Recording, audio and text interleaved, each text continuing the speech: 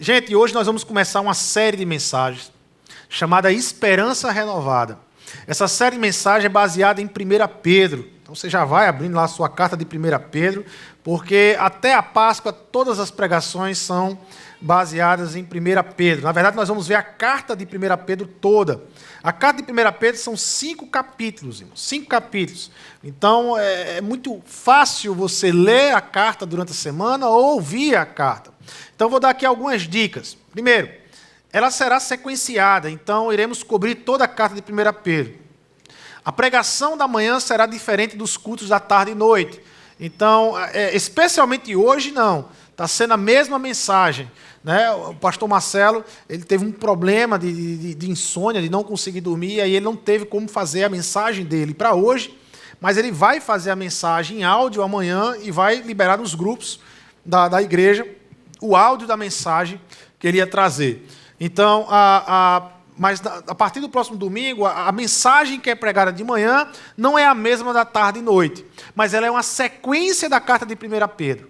Então, hoje nós vamos pregar aqui 1 Pedro, do capítulo 1, a partir do verso 13 ao 25. E o pastor Marcelo ele vai trazer amanhã um áudio, capítulo 1, do verso 1 ao 12. Então, no próximo domingo, no culto pela manhã, nós vamos ter a partir do verso 26 em diante de 1 Pedro. Aliás, do capítulo 2 de 1 Pedro, né, do 1 ao 10, né, verso 1 ao 10. À noite já vai fazer do 11, então ele é sequenciada a mensagem, tá certo? Então a mensagem de manhã não vai ser a mesma mensagem da tarde e noite. Não faremos roteiro para as células, né, por serem mensagens diferentes. Então, o que é que a gente quer fazer? Uma imersão na carta de 1 Pedro. Toda a igreja lê a carta de 1 Pedro. Existem hoje alguns aplicativos fantásticos que permitem que você escute a carta de 1 Pedro. Então tem gente assim, pastor, eu não gosto muito de ler, eu tenho dificuldade com leitura, mas hoje você tem aplicativos que você escuta a Bíblia. Você não precisa nem ler, você está escutando o tempo todo a Bíblia. Você vai de casa para o trabalho, no carro lá, liga, já está escutando a Bíblia, está escutando a carta. Então você tem lá o Spotify, você tem o YouVersion, o Deezer, né? Todos esses aplicativos que tem lá o espaço de você escutar, tá certo? Então, durante esses domingos, durante esse mês de março, parte de abril, até chegar o período da Páscoa, nós estamos num período de quaresma, né? A liturgia cristã fala aí desse período de 40 dias antes de chegar a ressurreição, esse período de quaresma, nós vamos estar mergulhando na carta de 1 Pedro. Nós vamos provocar algumas perguntas de indução, perguntas de imersão na carta, nos grupos, mas, no fim, é a gente estudar, é a gente ler a carta de 1 Pedro e começar a compreender essa carta e trazer essa carta para nossas vidas. Eu tenho certeza que se essa carta entrar no nosso coração, eu tenho certeza que a carta de 1 Pedro ela vai ter um poder transformador em nossas vidas. Poder transformador. Ela vai causar um movimento impactante na igreja e, consequentemente, aonde essa igreja estiver. Né? Vai ser um movimento impactante. Não porque é a carta de 1 Pedro, mas porque é a palavra de Deus. E a palavra de Deus, aonde entra, o coração que permite que a palavra de Deus entre, é transformado. E quando é transformado, é impactante esse movimento de transformação gerado pela palavra de Deus. Deixa eu dar um último aviso, um convite, na verdade. O pastor Marcelo está fazendo um grupo, montando um grupo de estudos, né? Na verdade, é como se fosse um clube de leitura, onde nós vamos estar durante aí 2, 3 anos, nós vamos estar lendo vários livros e estudando vários livros. Nós vamos ter grupos de estudo, nós vamos ler, nós vamos pontuar aquilo que nos chamou a atenção na leitura, e nós vamos nos encontrar para conversar sobre a leitura. Tá certo? Durante esse tempo, ele tem convidado muito as mulheres, mas também é para os homens também. Então, se você quiser fazer parte desse grupo, manda uma mensagem para mim, tem aí no informativo, tem meu celular, tem também o telefone do pastor Marcelo, tu manda uma mensagem e diz, eu quero participar do grupo de estudo, eu quero fazer parte desse grupo de estudo e começar a estudar. A gente precisa que você mande hoje isso, porque amanhã a gente vai estar fazendo a compra dos livros. Então, antes da gente fazer a compra dos livros, a gente vai mandar uma mensagem para vocês explicando como é que vai funcionar esse clube da leitura que nós vamos acontecer aqui na igreja nesses próximos 3 anos aí com vocês. Tá ok? Então, muito simples. Manda uma mensagem para mim, ou manda uma mensagem para o pastor Marcelo, ou manda uma mensagem para o pastor Paulo. Eu quero fazer parte desse clube da leitura, eu quero fazer parte desse estudo, desse grupo, e a gente vai incluir você no estudo, numa espécie de caminhada, saber e fazer. Gente, a mensagem de hoje tem como tema integridade em meio à corrupção. Está lá em 1 Pedro. Eu preciso fazer uma certa introdução da carta, certo? A carta de 1 Pedro é uma carta escrita para uma igreja que está dispersa. Uma igreja cristã que está lá, como ele vai dizer aqui no início da carta, nas províncias de Ponto, Galácia, Capadócia, Ásia e Bitínia. O que seria hoje a Turquia. Um pouco do norte da Turquia, um pouco do centro da Turquia, e essas igrejas estão espalhadas. A carta de 1 Pedro foi escrita mais ou menos no ano 64 depois de Cristo, ou seja, há 31 anos depois da morte e ressurreição de Jesus, essa carta é escrita para essas igrejas. A carta de 1 Pedro foi escrita para uma época de perseguição. Na verdade, era o início da perseguição. A perseguição não estava tão violenta ainda, mas já tinha se iniciado uma perseguição no governo de Nero. Nero foi um dos primeiros imperadores romanos a perseguir o cristianismo, a perseguir a igreja. Aliás, na mão de Nero, dois grandes escritores da Bíblia morrem na mão de Nero. Pedro, que morre, segundo a tradição, crucificado de cabeça para baixo, e Paulo, que tem a sua... é decapitado, né? Cabeça aí cortada e é decapitado também nas mãos de Nero. Então essa perseguição começa em Roma, mas essas cidades que Pedro fala aqui, eram cidades que tinham ligações direto com Roma, porque tinham as estradas romanas que davam nessa cidade, e a perseguição que começou em Roma começa a se alastrar por essas cidades. E no meio dessa perseguição, no meio do sofrimento, no meio da luta, no meio da dor, Pedro escreve essa carta para encorajar esses irmãos através de uma esperança renovada. Pedro escreve a carta para lembrar esses irmãos que, olha, uma vez que estamos em Cristo, somos um povo com a esperança renovada em Deus. Somos um povo salvo. A ressurreição de Jesus nos trouxe um renovo, nos trouxe algo novo, nos trouxe uma esperança que se renovou. Aquilo que havia sido prometido pelos profetas do Antigo Testamento, aquilo que havia sido apontado no Antigo Testamento, através de Isaías, através de Joel, através de Ezequiel, através de Jeremias, através de Malaquias, de Daniel, tanto foi se falado desse tempo, pois bem, esse tempo foi inaugurado aqui na terra, Jesus ressuscitou, Jesus está vivo, e essa ressurreição que traz como um elemento central para uma igreja perseguida, para uma igreja em meio ao sofrimento, para a igreja em meio a um mundo corrompido, é essa ressurreição que traz um renovo, que traz uma esperança. E Paulo escreve nisso. E no primeiro capítulo 1, do verso 1 ao verso 12, Paulo está falando dessa ressurreição que é a nossa esperança. Da ressurreição que é a renovação da nossa esperança. Olha o que é que Paulo diz a partir do verso 6. Alegre-se por isso, se bem que agora... Não, a partir do verso 3, aliás. Louvemos ao Deus e Pai do nosso Senhor Jesus Cristo, por causa da sua grande misericórdia. Ele nos deu uma nova vida pela ressurreição de Jesus Cristo. Por isso, ou seja, por causa da ressurreição de Jesus Cristo, o nosso coração está cheio de quê? De uma esperança viva. Não é uma esperança morta. Não é algo que acabou. Não é algo que morreu. Não é algo que se foi. É algo que está vivo, é real. A ressurreição entrou na história. O milagre, aquilo que havia sido prometido pelos profetas, o derramamento do Espírito Santo prometido por Joel, a videira que seria erguida em Israel prometida por Isaías, todas as promessas dos profetas é real. Aconteceu na pessoa de Jesus Cristo.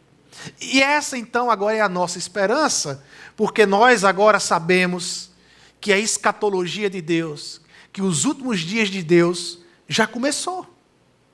Não é que vai começar, já começou. Deus vai voltar. Ele já começou. Ele venceu a morte, a última inimiga do ser humano. Ele destronizou a morte. E agora quem está no trono? É Jesus Cristo, o Deus que vive, o Deus que nos traz esperança. Então, o primeiro movimento que Pedro apresenta a essas igrejas é o movimento da salvação. É o movimento de como Deus se movimentou para a terra. É o movimento do amor de Deus. É o movimento da revelação em Jesus Cristo, da cruz, da ressurreição. E esse movimento de salvação nos alcançou. E isso deve ser a nossa alegria, a nossa satisfação. E agora, depois do movimento da salvação, então, a partir do verso 13, que aí é a minha parte aqui, a Pedro apresenta um outro movimento. O movimento da salvação gera um outro movimento, um movimento de santidade. A salvação, ela gera um estilo novo na terra. Aqueles que são alcançados pela salvação, agora vivem um estilo diferente. Não é esquisito. Cristão não nasceu para ser esquisito, mas cristão nasceu para ser diferente.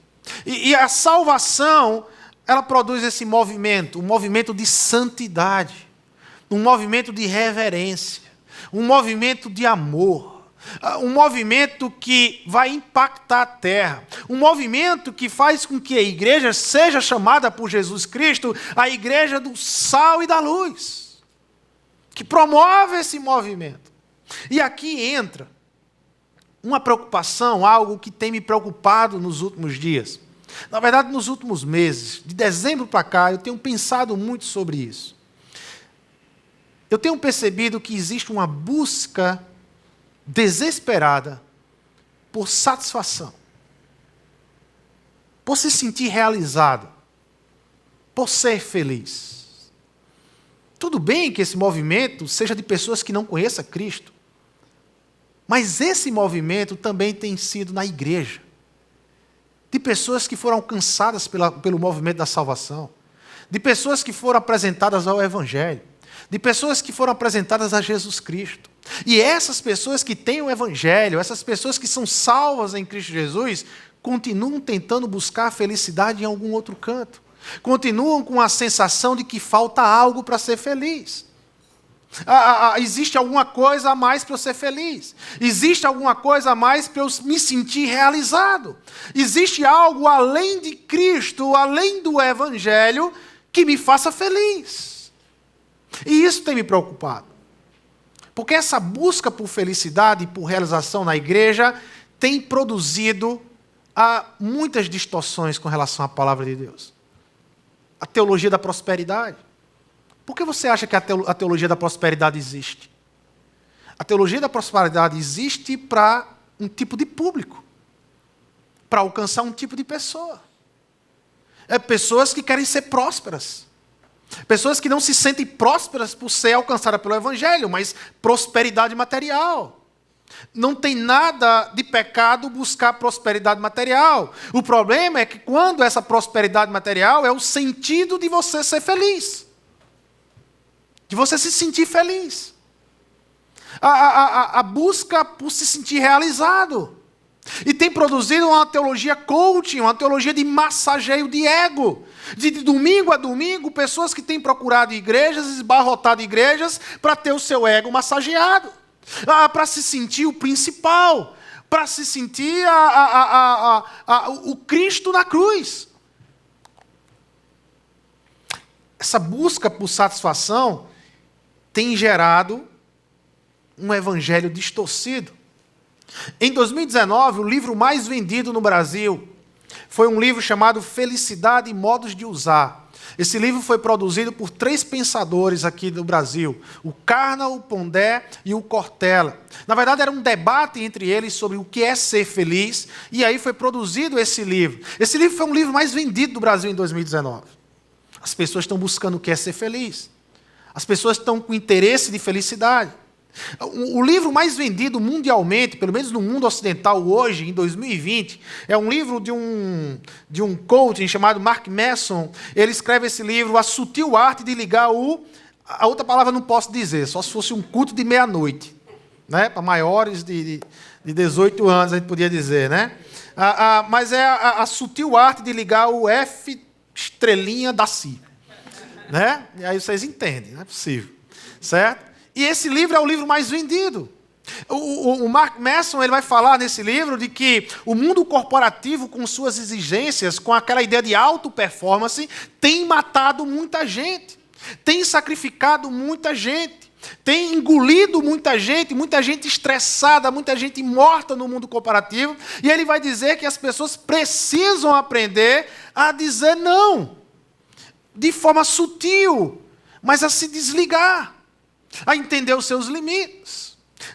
Tanto o livro do Pondé, do Carnal e do Cortella, como do Mark Manson, não tem muito a ver com a mensagem hoje, mas a intenção que as pessoas compram esse livro, sim. Por que as pessoas têm comprado esses livros? Porque eles são os primeiros lugares na leitura do mundo, do Brasil. Porque as pessoas têm buscado uma vida de satisfação. As pessoas querem se sentir satisfeitas, realizadas, felizes. Existe no mundo um movimento nessa busca. Então, o nosso mundo ocidental, pós-iluminista, constrói suas narrativas sobre satisfação, sobre ser feliz. E, na verdade, a busca por satisfação esconde algo. Quem está buscando satisfação desenfreadamente está fugindo do sofrimento. Na verdade, o mundo quer fugir do sofrimento. Na verdade, o mundo ocidental não aguenta o sofrimento. O mundo ocidental entende que o sofrimento é algo banal, é algo que tem que ser extinto. O sofrimento não tem propósito. Por quê? Porque não existe um Criador. Não existe propósito do sofrimento.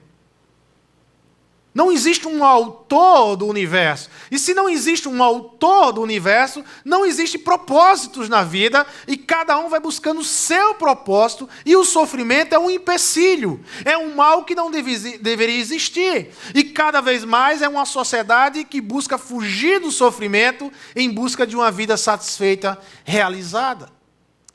Uma vida feliz. Mas na busca por satisfação, as pessoas encontram a narrativa do mundo sobre o que é ser feliz, sobre o que é ser uma pessoa realizada. E preste atenção, existe um fundamento em todas as narrativas sobre ser feliz no mundo. O mundo ocidental tem uma visão naturalista do universo, enquanto para outras culturas orientais o mundo é constituído de matéria e espírito. Para o mundo do pensamento ocidental pós-iluminista, ele é constituído apenas de forças físicas, que interagem de forma totalmente desprovida de qualquer coisa que possa ser chamada de propósito. No fim, então, o sofrimento não passa de um mero acidente indesejado, mas sem propósito.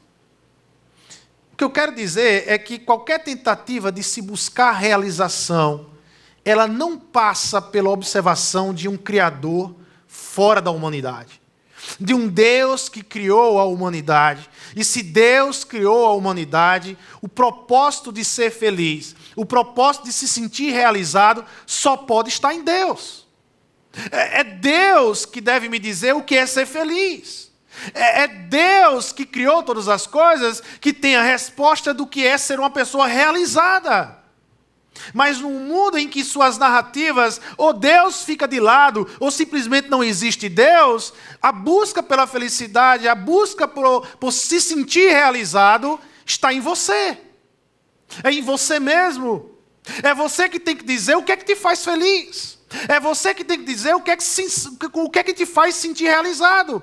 E em cima disso, busque.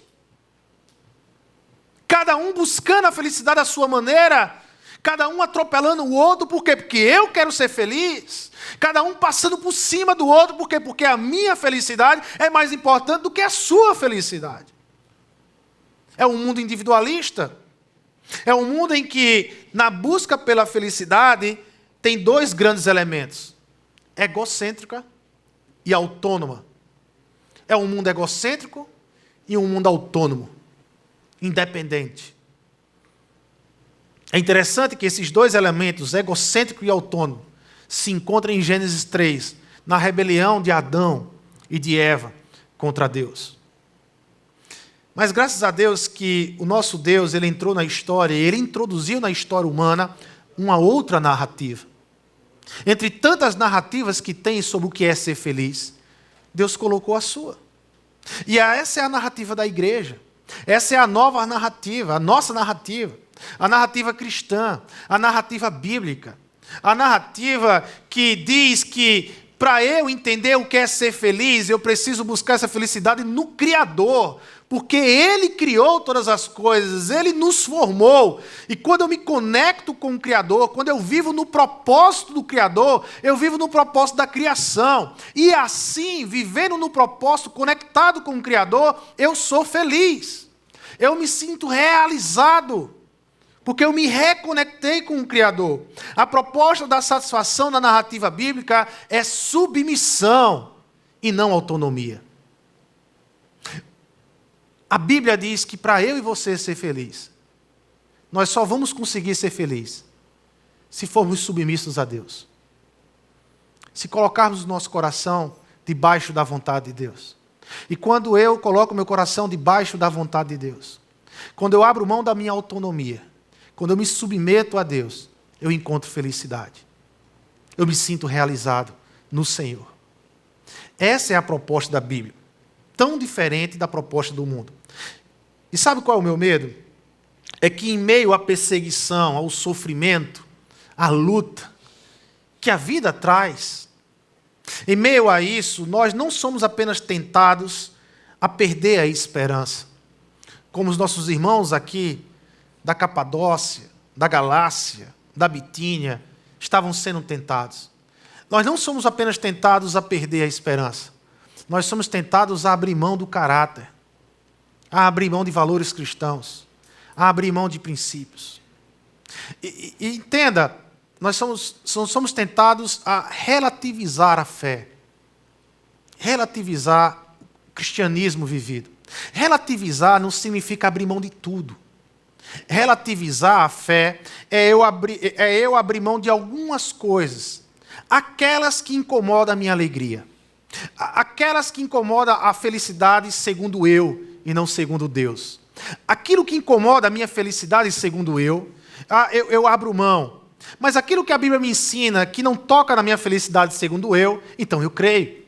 Nós muitas vezes nos tornamos o crente e mergulha e pula. Né? Eu mergulho nas promessas e pulo nos mandamentos. Né? Eu amo as promessas de Deus, mas os mandamentos eu deixo de lado. Né? E a gente acaba vivendo uma vida não íntegra, não por completa, não inteira. Vivemos uma fé, como disse um teólogo, uma fé malandra. Uma fé que está o tempo todo com a malandragem. Aquilo que é bom para mim, eu fico. Aquilo que é mal para mim, eu coloco de lado nas Escrituras. E é aqui onde encontramos o nascedouro para que a corrupção encontre lugar em nosso coração, gente. E corrupção aqui é abraçar qualquer proposta de felicidade que não venha de Deus. Qualquer proposta de felicidade que não venha de Deus. Integridade em meio à corrupção é um chamado a eu viver por inteiro a palavra de Deus. Por completo a palavra de Deus.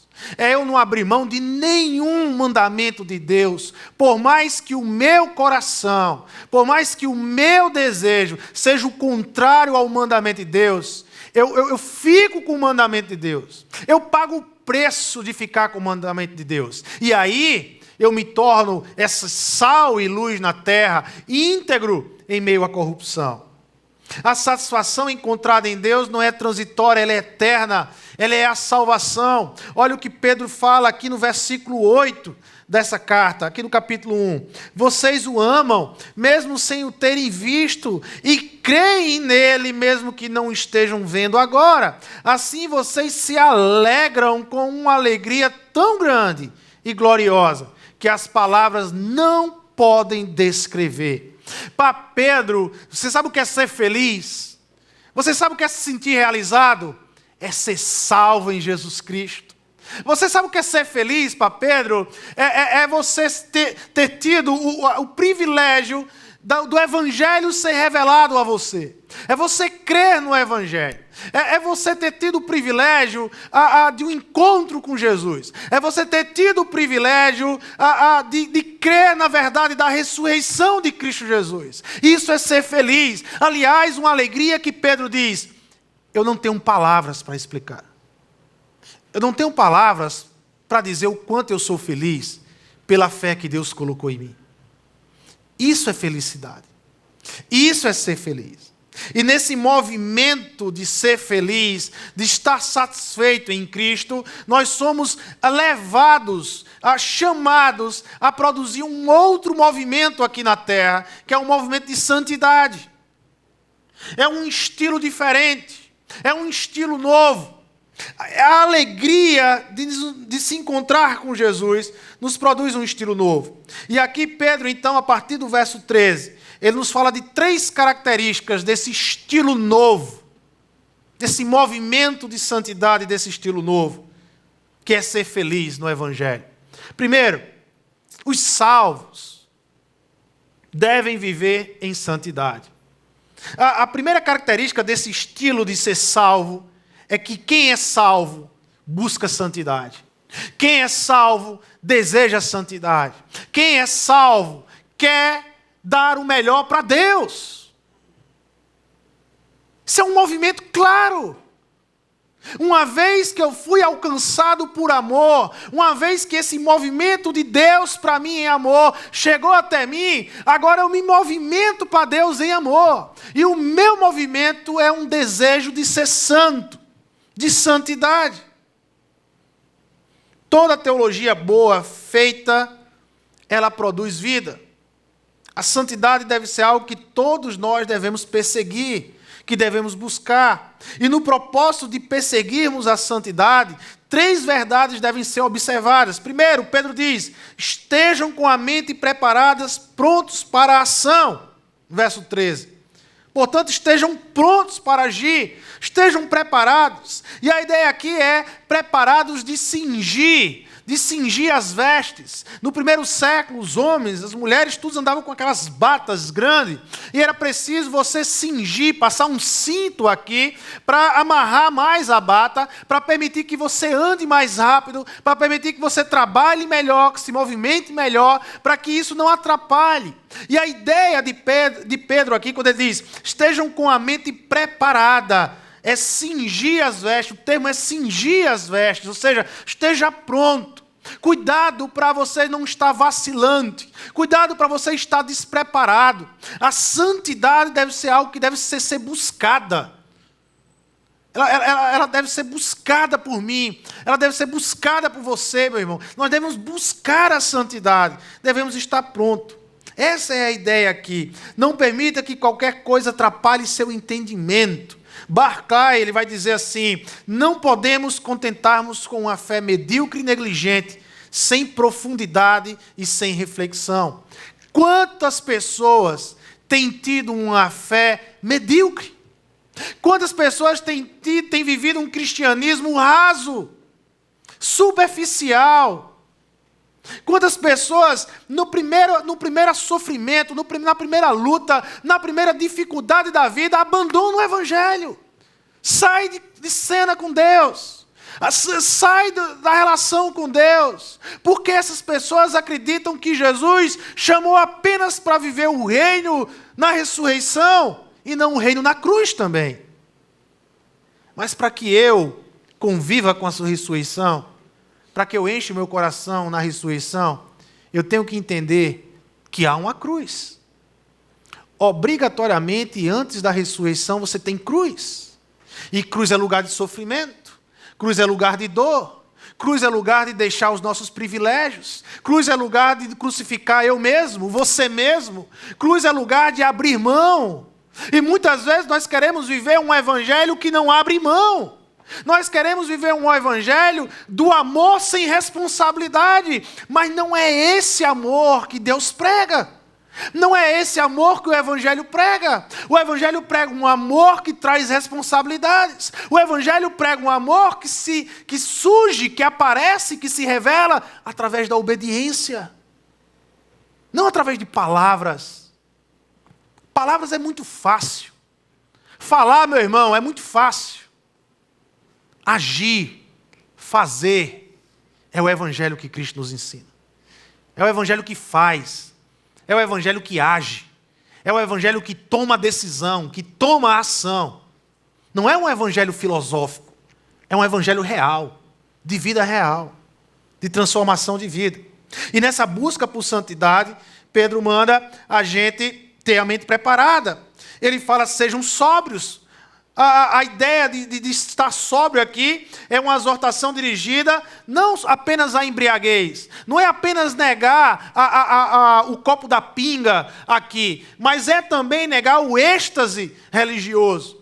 Na época do apóstolo Pedro, no primeiro século, você tinha religiões de êxtase religioso, religiões místicas, religiões que prometiam você sair quase flutuando, você ter um êxtase, você sentir um arrepio, você sentir alguma diferença, passar mal espiritualmente.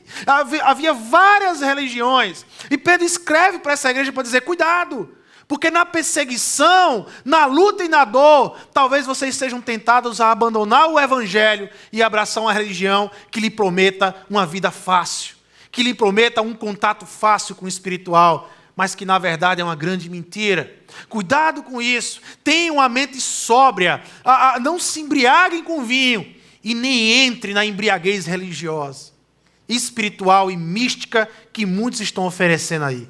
Cuidado com essas embriaguez. Estejam sóbrios, ligados em Cristo, no evangelho que foi pregado aí em vocês. Cuidado com isso. E por fim, essa busca por santidade, Pedro diz, busca a santidade, mas não deixem de ser otimistas. Pedro vai dizer, coloquem toda a esperança na graça que lhes será dado quando Jesus Cristo for revelado. Na busca pela santidade, Pedro diz, seja otimista, meu irmão. Coloque toda a sua esperança na graça. E o que é que a graça me diz? Que Jesus é um vitorioso. Que Jesus venceu.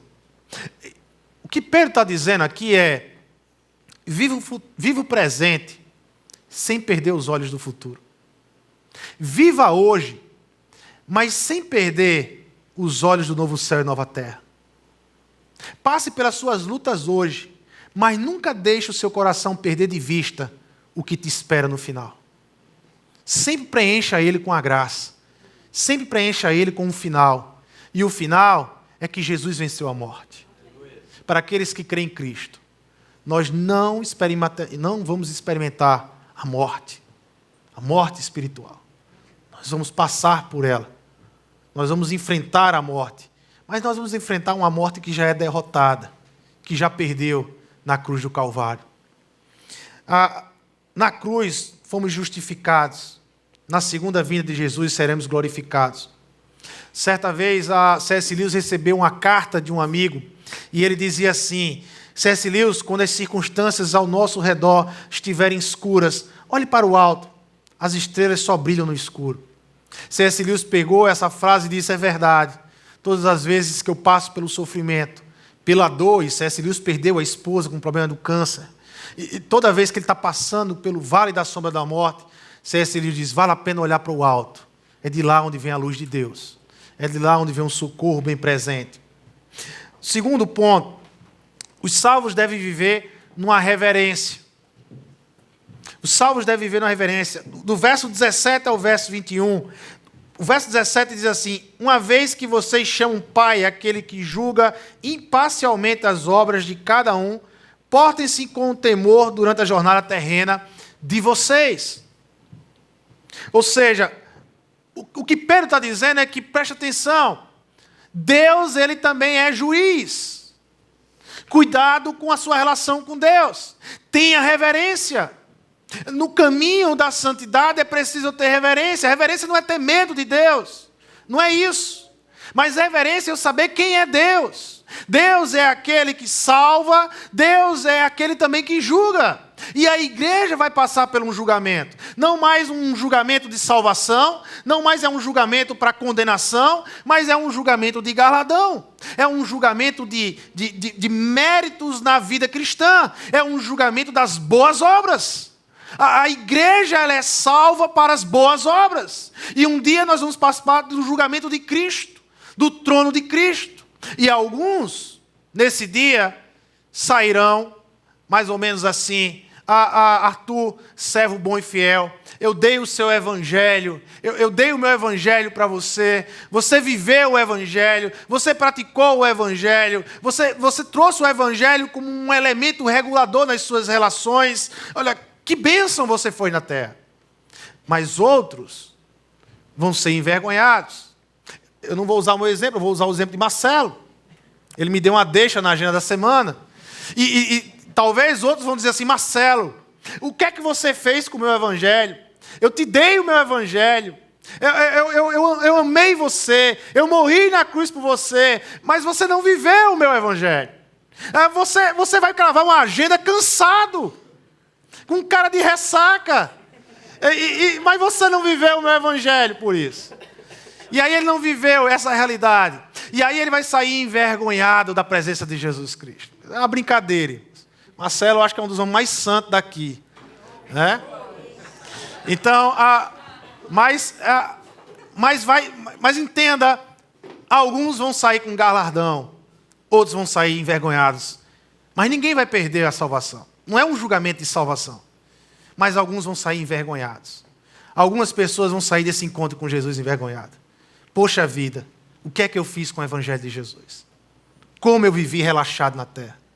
O fato de ser salvo, a salvação não produz na vida de quem é salvo relaxamento. Isso é outra coisa, não é salvação. Salvação não permite que você relaxe. Salvação não permite que você abra baixe a guarda. Salvação é um chamado para você viver a obediência com Deus, para ser diferente aqui na terra. Os salvos devem viver em amor. Pedro conclui essa primeira parte dizendo isso. Os salvos devem buscar a santidade. Os salvos devem buscar a reverência, porque Deus é juiz. Mas os salvos devem viver em amor, purificando as vossas almas pelo Espírito na obediência à verdade, para o amor fraternal, não fingido, amai-vos ardentemente uns aos outros com um coração puro, diz o verso 22. Por que nós devemos amar o nosso irmão com um coração puro, com um amor fraternal? Então Pedro explica, porque fomos purificados, purificando as vossas almas pelo Espírito na obediência à verdade. O que Pedro está dizendo àquela igreja é: quanto mais você obedece à palavra de Deus, quanto mais você coloca-se em obediência à palavra de Deus, esse movimento de obediência vai lhe purificando. E a ideia de lhe purificar aqui não é a ideia de te salvar. A ideia de purificar aqui é a ideia de te moldar, de te transformar, de mudar o teu caráter. Irmãos, presta atenção. Caráter não muda com conversão. A salvação não muda caráter. O que muda o caráter é um processo de santidade. É uma busca por Deus da palavra dele, na relação com ele na oração. Isso vai mudando o nosso caráter. A salvação pertence a Deus, somente a Deus, é ele. A obra é dele. Eu não morri na cruz, eu não derramei sangue, e mesmo que isso acontecesse, não valia de nada. A obra da salvação está em Cristo e não em mim. Mas o quanto eu vou mudar o meu caráter, o quanto eu vou ser transformado, está na minha busca por santidade, na minha relação. E Pedro vai dizer: quanto mais você obedece à palavra da verdade, quanto mais você consegue amar os seus irmãos. Nós conseguimos amar os nossos irmãos porque somos regenerados, diz Pedro, sendo de novo gerados não de semente corruptível, mas de incorruptível. Se temos uma nova vida, temos uma nova natureza. Se somos coparticipantes da natureza divina e Deus é amor, então expressamos essa filiação quando amamos. Ora, se Deus é amor e nós somos filhos de um Deus que é amor, como é que nós expressamos essa filiação? Quando amamos. Então, um grande pecado que cometemos na terra é não amar. Não amar a Deus e não amar ao próximo deixa Deus irado, irmãos. Deixa Deus irado. Isso é um pecado terrível. Eu não consegui amar as pessoas. Eu não consegui cuidar das pessoas. Eu não consegui zelar com as pessoas. Eu não consegui mais dobrar meu joelho pelas pessoas. Eu não sofrer com o sofrimento do outro. Eu não consegui chorar com o sofrimento do outro. Eu não consegui sentir mais a dor do outro. É terrível. Ser cristão, mas ao mesmo tempo ter um sentimento de não ter sensibilidade nenhuma. Isso é terrível. Isso é incompatível com a salvação. Isso é incompatível com a salvação. Amar o outro é fundamental na minha expressão de ser filho de Deus. Porque o Deus na qual eu chamo de Pai, Ele me amou, Ele amou o outro. Porque a nossa vida é passageira, termina Pedro. Porque toda a carne é como a erva, e toda a glória do homem como a flor da erva. Secou-se a erva e caiu a sua flor. Mas a palavra do Senhor permanece para sempre. E esta é a palavra que foi pregada aí, evangelizada. Pedro termina dizendo, por que você deve amar o seu irmão? Por que você deve amar? Porque é passageiro. Porque hoje você tem seu pai, mas amanhã ele vai partir. Porque hoje você tem sua mãe, mas amanhã ela vai partir. Porque hoje você tem seu irmão, mas amanhã ele vai partir. Então aproveita cada tempo, cada minuto, cada segundo. Ame. Porque a vida é passageira, meu filho. A vida é transitória. Mas o que não passa é a palavra de Deus. Ela é eterna. É isso que não passa. Então ame enquanto há tempo. Ame enquanto Deus dá esse tempo para você. Ame. Honre pai, honre mãe. Ame filho, cuide. Invista tempo nas relações com pessoas. Diminua tempo na sua relação com objetos e com coisas. Invista tempo na relação com pessoas. Eu quero concluir.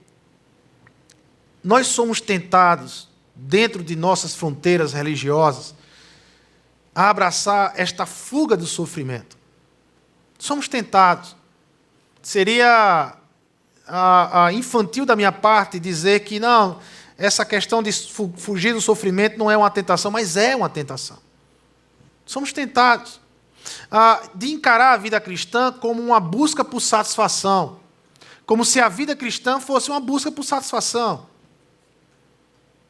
E aí, as pessoas que têm buscado satisfação na vida cristã, tem lá a teologia da prosperidade, tem lá a teologia do coaching, tem várias deformações teológicas, mas permita eu dizer uma coisa para você.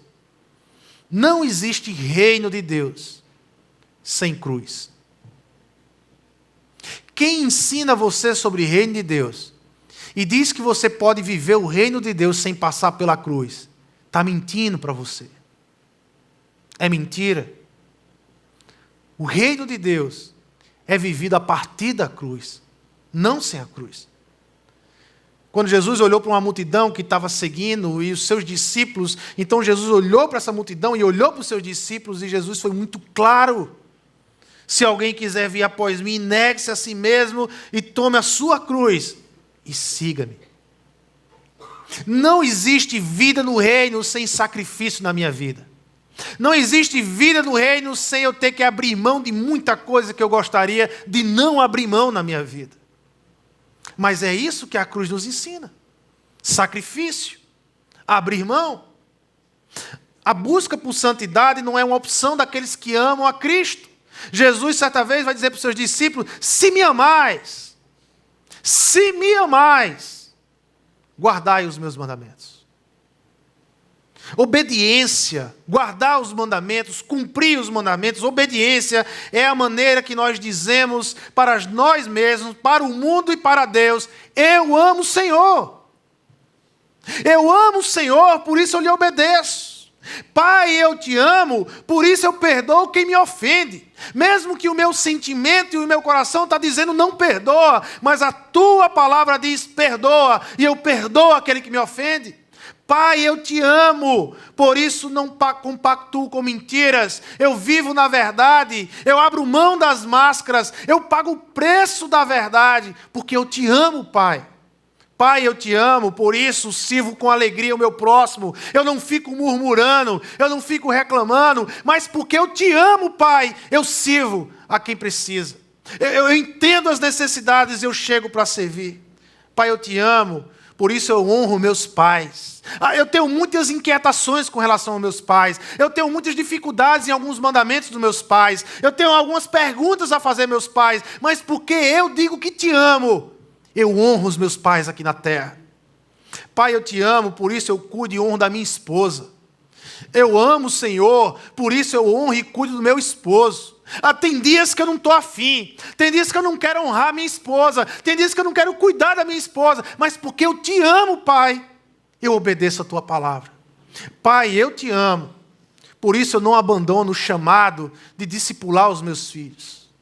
Por mais que o mundo coloque tarefas sobre a minha vida, por mais que o mundo me chame a abrir mão da responsabilidade de discipular os meus filhos, porque eu te amo, eu vou discipular os meus filhos e as minhas filhas. Percebe? O amor de Deus se revela na obediência, não em palavras.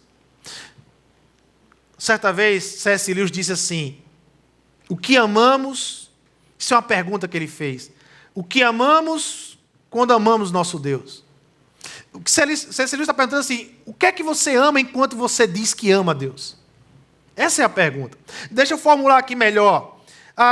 E aí você não precisa responder, mas responda entre você e Deus. Deixa eu formular melhor essa ideia de C.S. Lewis. Em que área da vida eu invisto mais? Qual é a área da minha vida que eu tenho investido mais? Onde gasto a maior parte da energia, do tempo, dos pensamentos e do dinheiro? Essas respostas revelam, geralmente, onde o nosso tesouro está, aonde o nosso coração se encontra. Aonde é que eu tenho investido? O que é que me chama mais atenção? Eu estou apaixonado por quem? A minha vida ela é movida por uma paixão. Sempre é movida por uma paixão. Nós estamos apaixonados por alguma coisa. A questão é por quem? Por quem você está apaixonado? Por quem você vive? Qual é a paixão que te move aqui na terra, meu irmão? A maravilha do Evangelho é que ele revela a paixão de Deus. Embora ainda nós sendo pecadores, ele se entregou por nós. Derramou o sangue do seu próprio filho na fragilidade da carne e sofreu por nós até a morte e morte de cruz. A partir do Evangelho, qual é a paixão de Deus? O que é que move Deus para a terra? Se tivesse um espelho aí com você, eu ia pedir para você olhar para você mesmo. Olhando pelo Evangelho, Deus é apaixonado por nós, irmãos. Deus é apaixonado pela igreja dele. Deus ama a igreja dele. A grande pergunta é, você é apaixonado por quem? Quem é a sua paixão?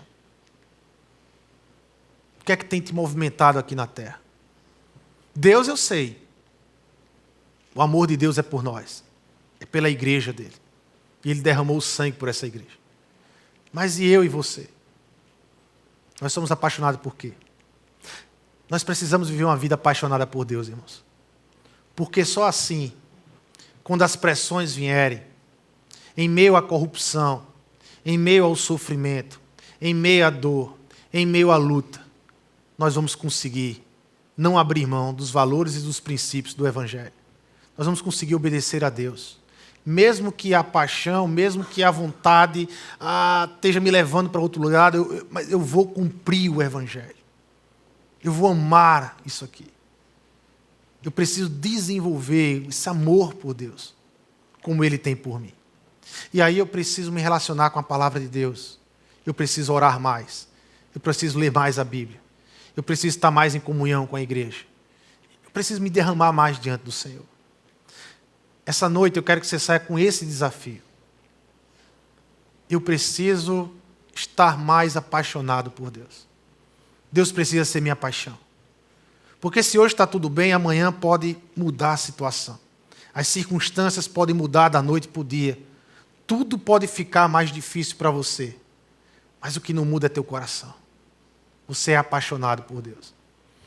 Para Pedro isso era fundamental para que esses nossos irmãos não abandonassem a Cristo Jesus. Eles precisavam estar apaixonados pelo que Deus fez por eles. Era fundamental. Na época de Nero, era muito simples você não morrer. Negue a Jesus e diga a Nero que é Senhor da sua vida. Era muito simples você não ir para a fogueira. Era muito simples você não ter a cabeça cortada. Bastava negar Jesus. A história diz que foi um dos períodos que nós mais perdemos os nossos irmãos. Muitos preferiram a cruz.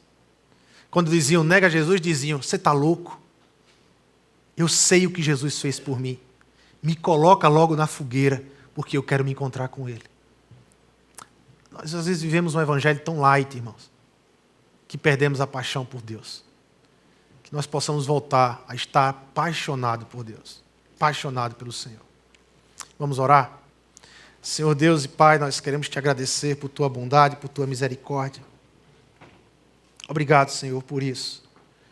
Obrigado pela tua palavra, pelo teu evangelho. Deus que nos ensina, que nos revela um Deus de amor. Um Deus que se movimentou até nós em amor, Senhor. Deus usa o teu Espírito que está em nós para produzir um movimento de volta, envolvido pelo amor e obediência. Para que as pessoas lá fora possam olhar o testemunho desta igreja. Uma igreja que paga o preço. Uma igreja que prefere obedecer, Pai amado, os teus mandamentos. Uma igreja que não diz que te ama apenas de boca, mas uma igreja que faz o amor acontecer aqui na terra. Que apresenta o amor através de braços, de perna, de olhos, de coração, de palavras. Pai amado, uma igreja que expressa o teu amor aqui na terra, Senhor, como uma resposta do teu movimento por nós. Nos ajuda, Senhor. Nos ajuda a nos alinharmos com a tua palavra, a obedecer a tua palavra e nesse obedecer transforma o nosso caráter, transforma a nossa vida. Que em nosso coração, o centro da nossa paixão venha a ser o Senhor. O Senhor. É pelo Senhor que vivemos. É pelo Senhor que trabalhamos. É pelo Senhor que todos os dias acordamos. Vamos ao trabalho. É pelo Senhor que cuidamos dos nossos filhos. É pelo Senhor que amamos as nossas esposas, os esposos. É pelo Senhor que cuidamos de um vizinho que bate na nossa porta precisando de alguma coisa. É pelo Senhor, Pai amado, que nós ajudamos aquele que precisa, que está necessitado. É pelo Senhor que nós nos tornamos testemunhas aqui na terra. Nós somos apaixonados pelo Senhor. Tudo que nós fazemos é pelo Senhor. É para a glória do teu nome, Senhor.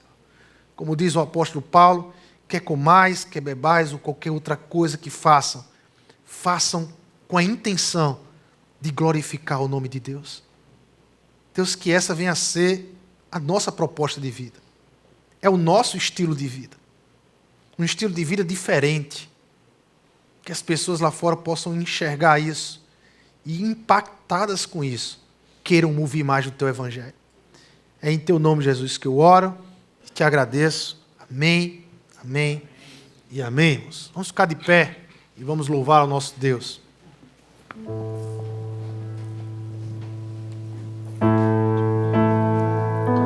Ele é a nossa esperança. E a palavra dele jamais passará. Como o pastor falou aqui, jamais passará. Ele quem nos capacita diariamente. Vamos cantar? Tudo posso em ti, fortaleza minha, eu espero em ti, firme nas promessas. Tudo vai passar, mas a tua palavra permanecerá.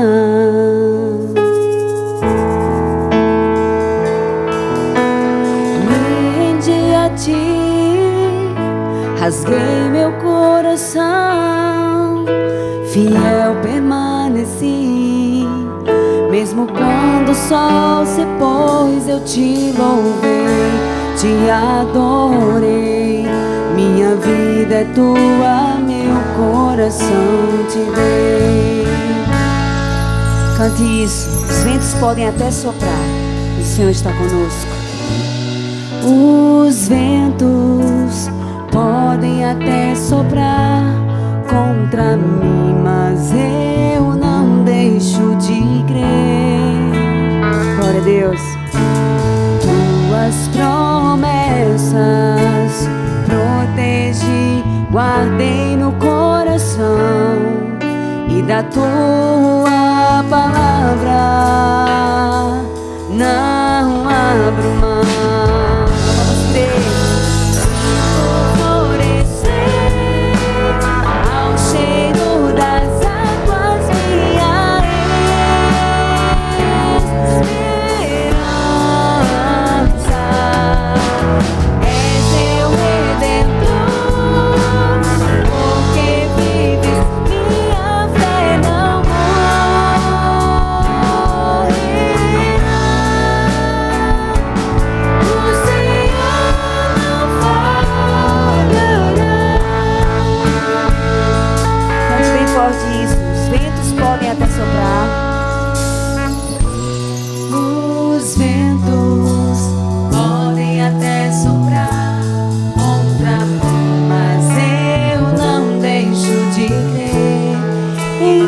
Senhor, tuas promessas protegi, guardei no coração, e da tua palavra não abro mão.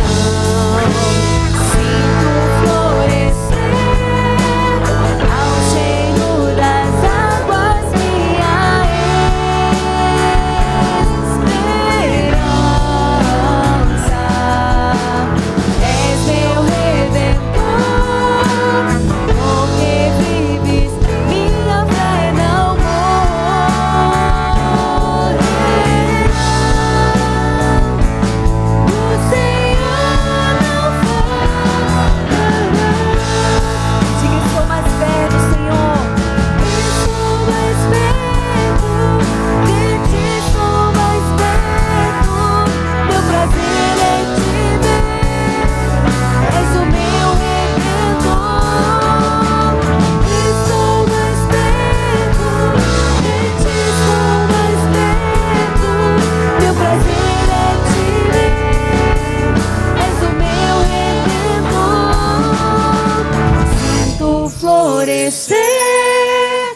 ao cheiro das águas minha esperança.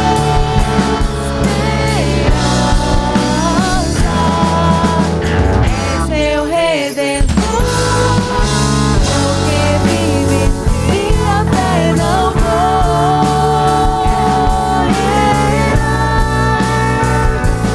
O Senhor não falhará. Você pode cantar mais uma vez? Sinto florescer. Sinto florescer ao cheiro das águas minha